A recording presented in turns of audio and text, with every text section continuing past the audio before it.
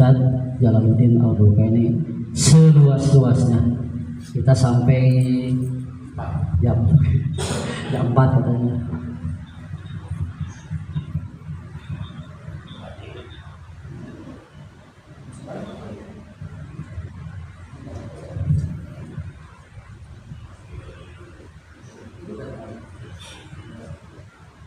Assalamualaikum warahmatullahi wabarakatuh. Alhamdulillahilladzi ahalla bika wa harrama syifa wa nadaba ilaih. Asyhadu an la ilaha illallah wa la syarika lah. Wa asyhadu anna Muhammadan abduhu wa rasuluh. Allahumma shalli wa sallim wa barik ala sayyidina wa habibina syafiina wa maulana Muhammad wa ala alihi wa sahbihi wa tabi'ahu ma ba'du. Qala ta'ala fi kitabil karim a'udzu billahi minasyaitonir rajim. Bismillahirrahmanirrahim. Wa ankihul ayyama minkum was-solihina min ibadikum wa imaikum yaqulu fuqara yughnillahu min fadlihi wallahu wasi'un 'alim. Wa qala Rasulullah sallallahu alaihi wasallam khairun nisa'i imra'atun idza nazarta ilaiha sarratka wa idza amarta ata'atka wa idza ghibta 'anha hafizatka fi maliha wa nafsiha. Qala rabbi shrah li sadri wa yassir li amri wahlul 'uqdatam min lisani yafqahu qawli. La haula wa la quwwata illa billah. Pertama-tama yang kami hormati Kepala KUA Kecamatan Babakan Madang beserta staf dan jajarannya,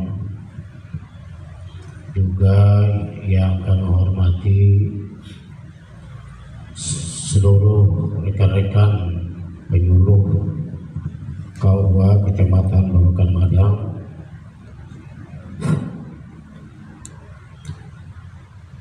juga yang kami cintai, kami banggakan para undangan calon pengantin yang berbahagia. Ini bahagia semuanya? Jangan ada yang pura-pura bahagia. Ada yang pura-pura nggak nih? Insya Allah semuanya bahagia lahir batin. Kami atas nama jajaran KUA Kecamatan Babakan Madang terlebih dahulu mengucapkan taqabbalallahu minna wa minkum syiyamana wa syiyamakum. Semoga puasa kita, ibadah-ibadah Ramadan kita yang sudah kita laksanakan senantiasa diterima Allah Subhanahu wa taala. Minal aidin wal faizin, mohon maaf lahir dan batin. Selanjutnya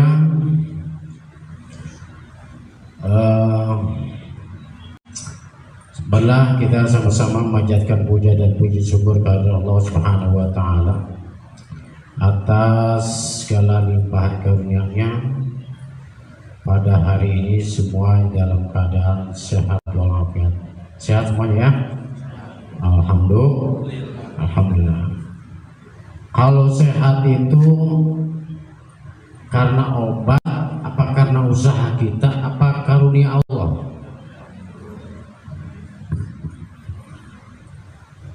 Sehat itu apa karena usaha kita, apa karena usaha kita, apa karunia Allah? Karunia Allah. Banyak nggak orang yang berusaha untuk sehat, olahraga tiap hari, pagi sore siang malam olahraga, tapi dia tetap dalam keadaan sakit? Banyak nggak? Banyak. Itu berarti orang itu sudah berusaha untuk sehat, tapi dia tetap sakit. Bahkan ada yang sampai meninggal. Hakikatnya berarti sehat dan umur itu adalah urusan Allah. Kita hanya berusaha.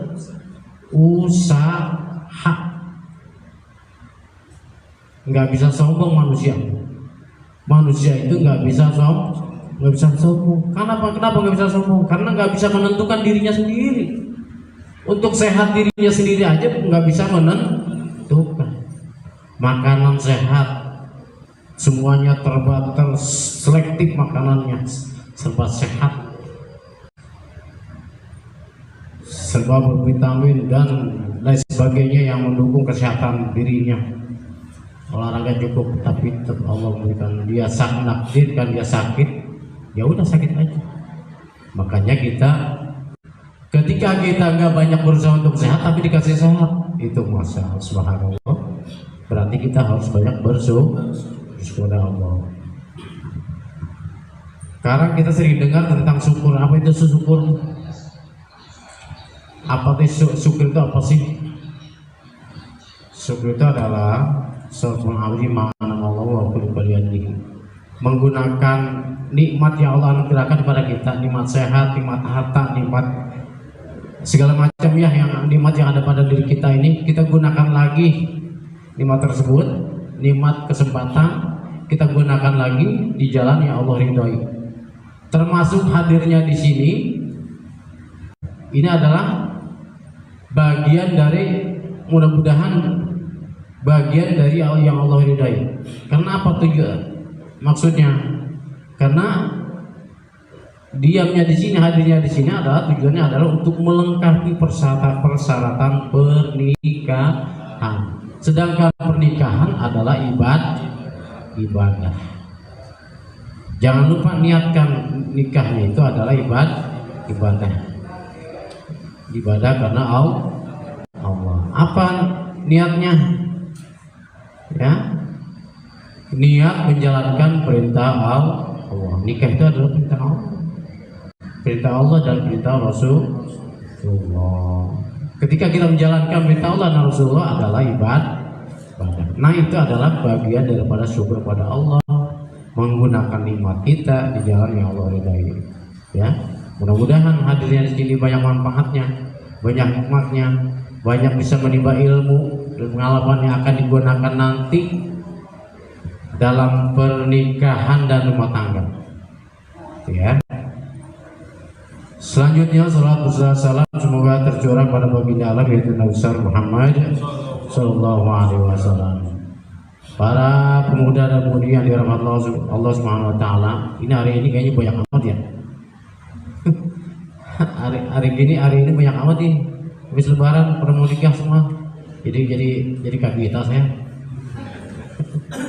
Banyak banget yang mau nikah. Ya semuanya. Ada berapa ini ya? Ada 20 lebih. Ya. Dalam pernikahan itu adalah pintu gerbang untuk menuju suatu kehidupan rumah tangga yang akan dijalani selama-lamanya. Benar? Nikah itu adalah sebagai pintu gerbang untuk menjalani rumah tangga yang akan dijalani selama-lamanya. Tentunya semuanya perlu bekal. Ibarat kita akan berjalan atau menuju suatu tempat yang jauh yang tidak akan kembali lagi, berarti kita harus banyak bawaan kalau kata orang Betawi ya. Banyak bawaan, banyak bekal sebanyak-banyaknya. Jangan sampai kehabisan.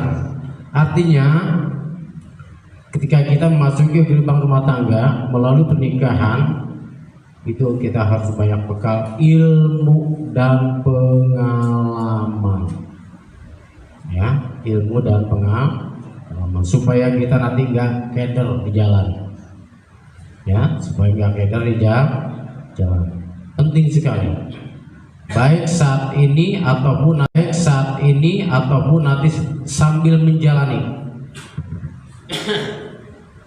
Karena segala sesuatu itu untuk membentuk sesuatu, untuk menciptakan sesuatu itu harus berdasar pada ilmu. Nah, pernikahan yang akan dijalani ini nanti berdasar pada dua hukum, berdasar pada dua aturan. Satu, aturan syariat agama. Yang kedua, aturan negara. Catat. perlu dicatat ini. Pernikahan yang akan dijalin nanti itu berdasar pada dua aturan, aturan syariat agama dan aturan negara. Aturan negara diantaranya mengatur tentang aturan negara nomor 16 tahun 2019 mengatur tentang usia pernikahan. Usia pernikahan pada saat ini berlaku dan diberlakukan boleh menikah itu adalah usia 19 tahun. Ini sudah cukup semuanya? Yang belum cukup macung nih. Yang belum cukup macung dan kayaknya pulang lagi. Alamak, udah diundang pulang lagi. Ya. Berarti cukup semua ya, nggak ada masalah ya. Cukup semua 19 tahun. Alhamdulillah, berarti insya Allah lulus 19 tahun. Itu adalah aturan negara. Kalau belum cukup 19 tahun, nggak bisa langsung ke KUA. Pendaftaran semua dibatalin. Ambil lagi semua berkasnya. Kalau belum cukup 19 tahun, harus ada proses lagi yang harus dilalui, yang terlebih dahulu dilalui, yaitu harus ke pengadilan. Tahu pengadilan? Pengadilan agama ya, bukan pengadilan negeri. Pengadilan agama. Ada yang tahu pengadilan agama? Hah? Ini rata-rata dari Sunda atau dari mana-mana ini? Coba yang Sunda ngacung, ini perempuan. Sunda, banyak Sunda ini ya. Yang dari Betawi. Ini Sunda? Sunda apa Jawa? Jawa, coba ngacung Jawa.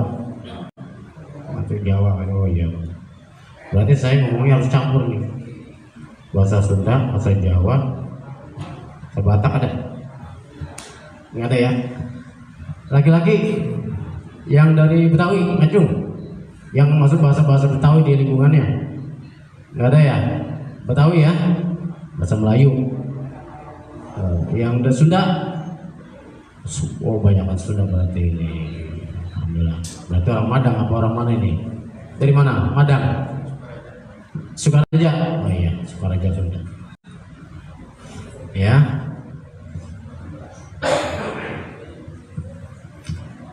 Sampai di mana tadi? Lupa kan? Aturan negara.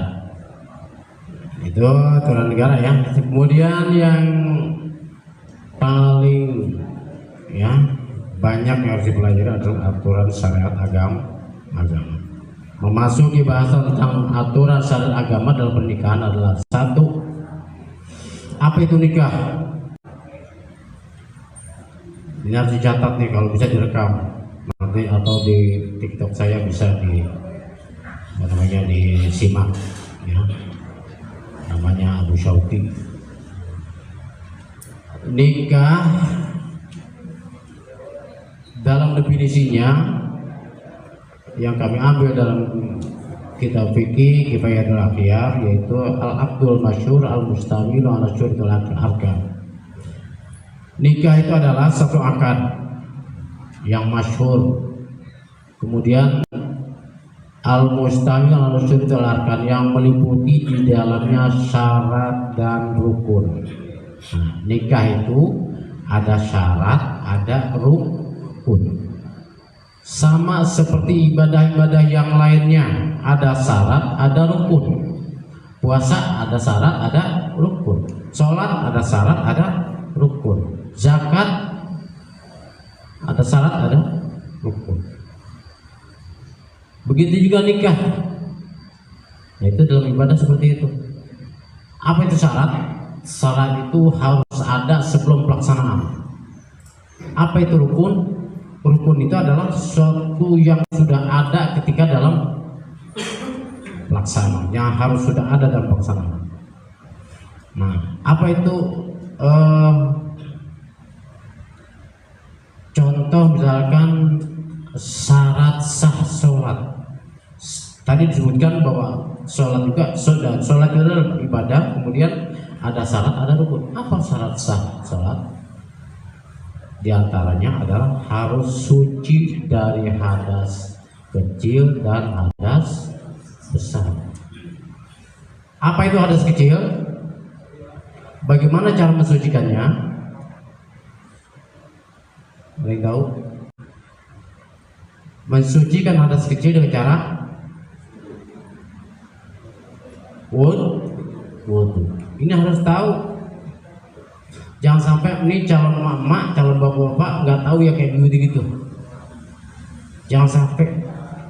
Ini harus tahu karena kedepannya nanti akan ada orang generasi kita yang akan datang nanti akan menuntut kita. Apa sih itu Islam? Bagaimana sih ibadah?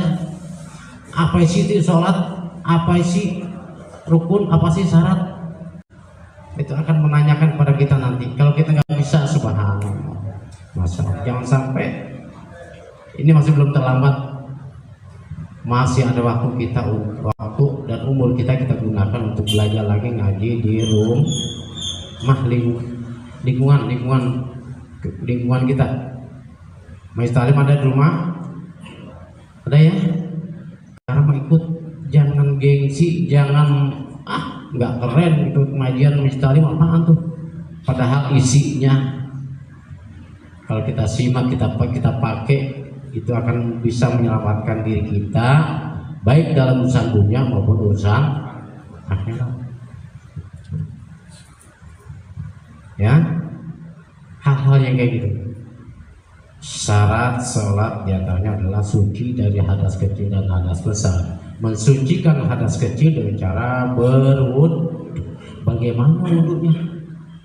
Bagaimana wudu yang bagus? Bagaimana wudu yang sesuai dengan aturan syariat, aturan fikih? Belajar lagi.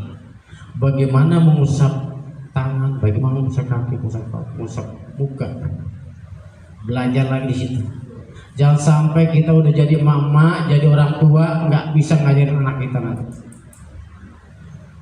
Solehkan diri kita. Siap mensolehkan diri kita? Siap? Ini siap kalau mama? Siap ya? Solehkan diri kita dulu, baru kita bisa mensolehkan anak keturunan kita. Untung nggak punya anak soleha.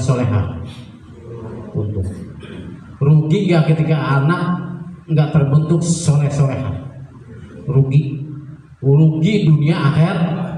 Bagaimana rugi dunia akhirat?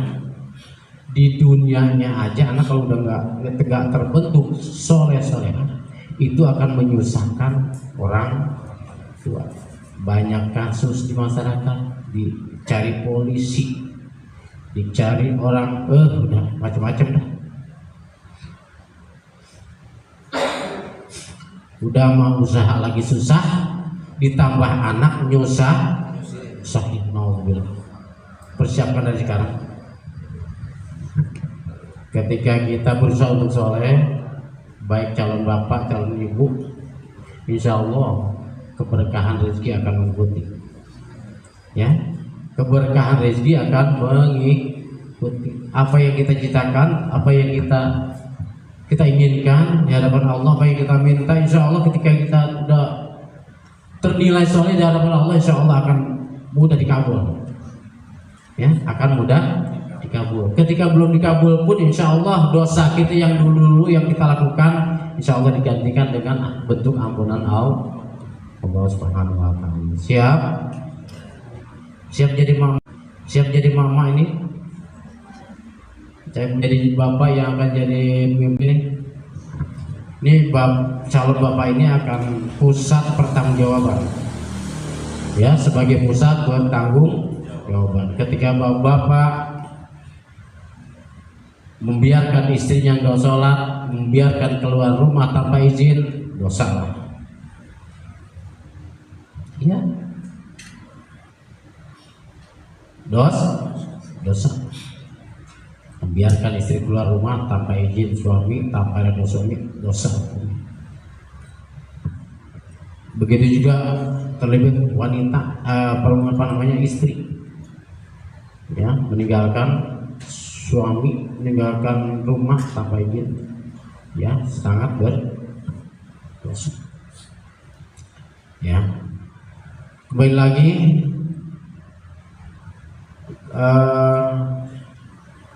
tadi syarat sholat, kemudian masuk syarat nikah tadi. Syarat nikah diantaranya adalah Islam, balik, zakat, dan seterusnya. Syarat nikah adalah Islam. Berarti yang dikatakan Islam itu adalah satu, syahadat, dua, sholat, tiga, zakat, empat, puasa, zakat, kemudian munggah haji atau pergi haji. Itu ya. Jadi dikatakan Islam itu seperti itu. Ketika orang Islam tapi dia nggak sholat, berarti Islamnya sempurna enggak? Kemudian dia melakukan satu pernikahan, sedangkan syarat nikah adalah berarti nikahnya sempurna enggak? Makanya dari sekarang ya muhasabah diri lah. Ketika kita banyak meninggalkan sholat, banyak bertobat kepada Allah, banyak meninggalkan ibadah kewajiban Allah, banyak bertobat kepada Allah untuk melaksanakan pernikahan supaya nikahnya itu sempurna laksana. Kemudian yang selanjutnya adalah syarat nikah adalah balik. Apa itu balik? Balik itu apa sih? Ini harus tahu nih.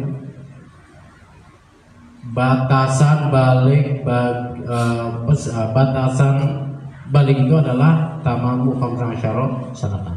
Sempurna 15 tahun. Ketika sudah 15 tahun berarti sudah masuk usia balik. Sedangkan batasan balik baik wanita ataupun laki-laki kesemuanya beda-beda usianya. Ada yang dimulai dari 8 tahun, 9 tahun sampai 15 tahun. Ciri balik bagi wanita apa? Haid atau menstruasi. Menstruasi tadi sudah disebutkan, menstruasi atau haid. Ya, itu adalah batasan wanita. Itu adalah mulai akil balik. Ketika orang sudah masuk ke akil balik, berarti dia sudah wajib menjalankan hukum-hukum Allah atau yang disebut dengan apa disebutnya? Kalau orang yang sudah wajib melaksanakan hukum-hukum Allah disebutnya apa? Laki-laki ada yang tahu? Hah? Muhsan? Bukan. Yang disebut dengan mukallaf, bukan mu'alaf. Ada beda mu'alaf dengan mukallaf. Ini ada maksudnya adalah mukallaf. Kalau mu'alaf mah orang yang baru masuk Islam. Ini mukallaf. Mukallaf adalah orang yang sudah wajib melaksanakan hukum Allah dengan batasan balik tadi. Ketika orang sudah 8 tahun wanita mengalami menstruasi, berarti dia sudah masuk ke akhir balik dan wajib melaksanakan hukum-hukum Allah. Yang wajibnya harus dilaksanakan, apa yang wajib bagi kita? Kewajiban dari Allah, Pak. Salat, puasa, zakat, yang tadi disebutkan tadi. Yang wajibnya harus dilaksanakan, yang dilarangnya harus ditinggalkan. Apa yang dilarangnya? Larangan Allah apa? Betul larangan Allah? Judi, minuman keras, zina, banyak bentuk larangan Allah yang harus ditinggalkan. Bagi orang sudah masuk balik tadi, ketika meninggalkan yang wajibnya, hukumnya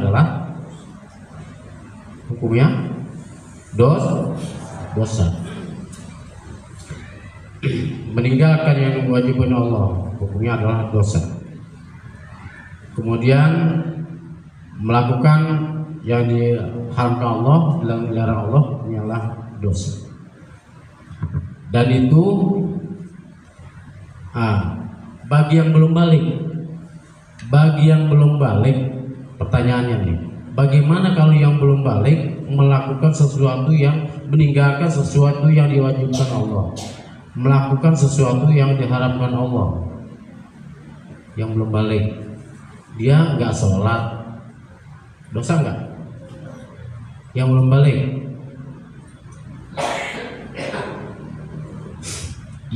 balik, dosa nggak? Meninggalkan sholat, nggak puasa, dosa nggak? Halo? Nggak kan? Nggak dosa. Dan memang belum wajib melaksanakan hukum-hukum Allah. Kemudian melakukan judi, anak yang belum balik tadi, judi, minum minuman keras dilakukan, dosa nggak?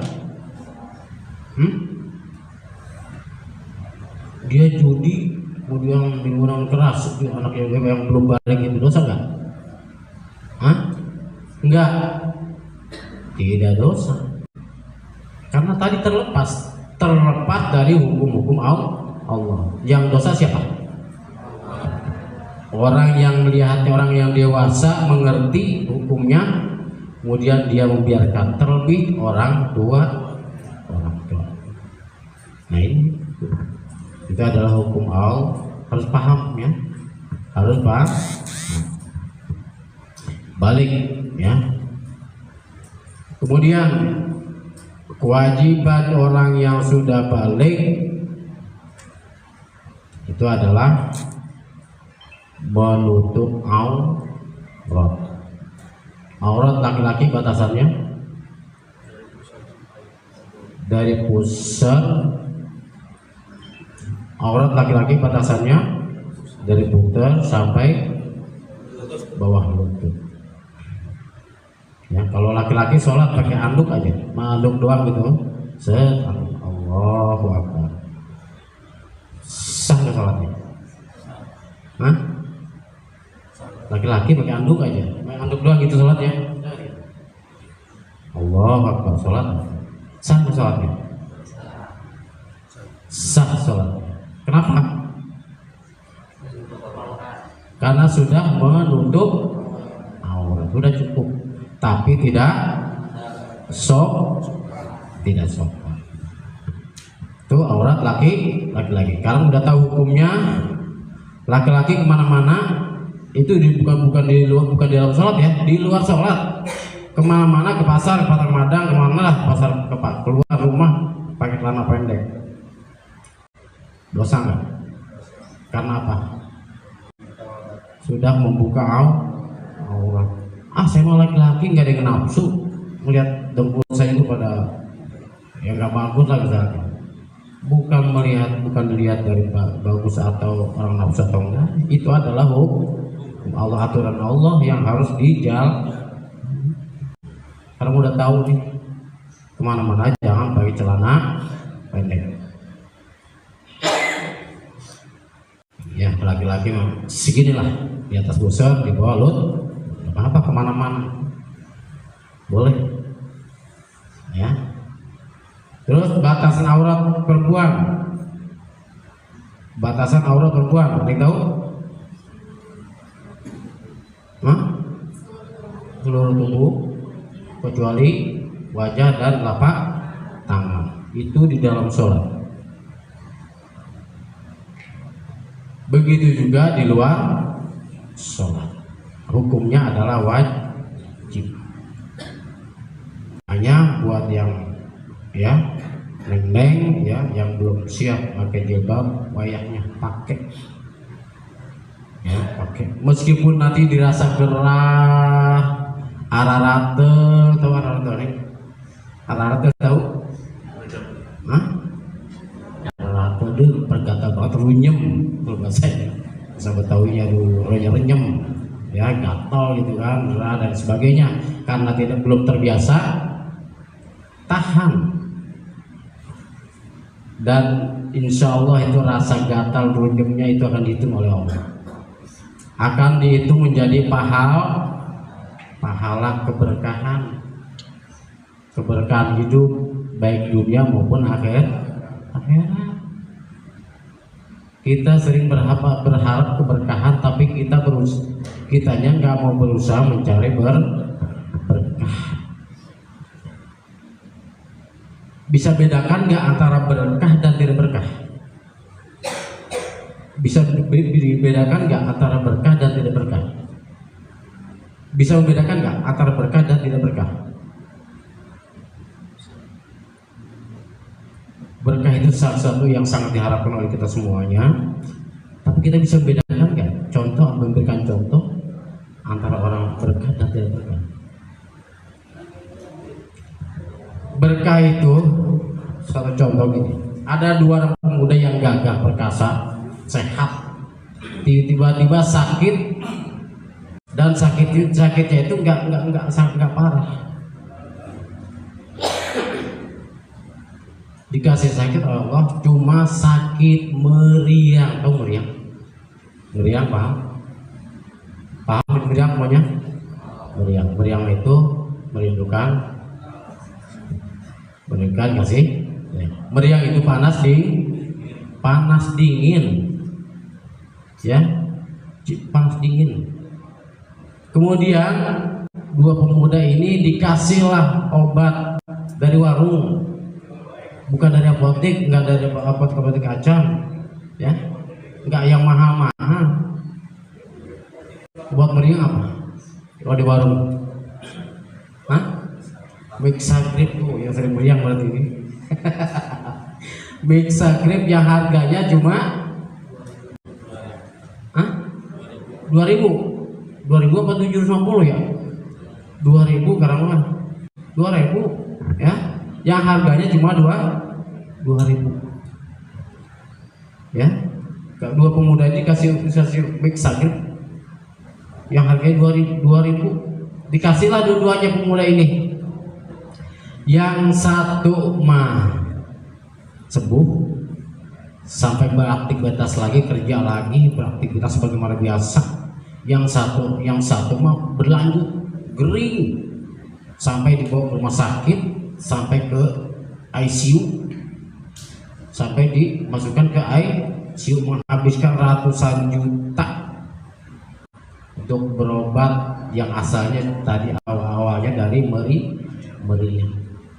Memang hartanya banyak orang itu, ya, hartanya banyak orang itu. Kebetulan dia diobat di rumah sakit menghabiskan ratusan juta rupiah, belum sembuh juga, terus sakit nggak sembuh. Mana yang berkah? Dari sekilas contoh itu, mana yang berkah? Yang tadi orang itu sembuh dengan obat Mixagrip cuma 2.000.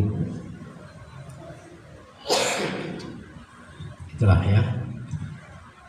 Mungkin orang itu sering mencari keberkahan dengan dia mengabdi kepada orang tuanya, dengan dia terus mentaati aturan-aturan Allah, dengan dia memperbanyak ibadah. Itu adalah dengan dia banyak menolong orang, itu penyebab berkah. Ya, bisa dibedakan ya antara berkah dan tidak. Nah itu.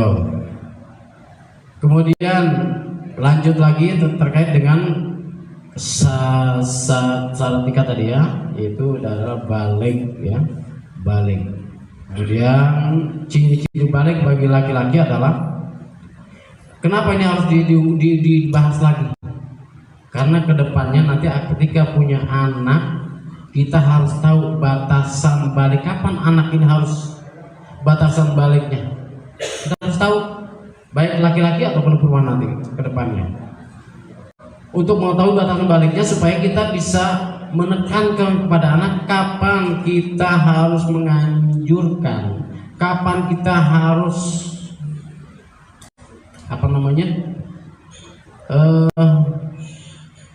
memerintahkan, kapan kita harus menganjurkan, kapan kita harus memerintahkan anak untuk melaksanakan kewajibannya. Beda kan, menganjurkan dan memerintahkan beda kan.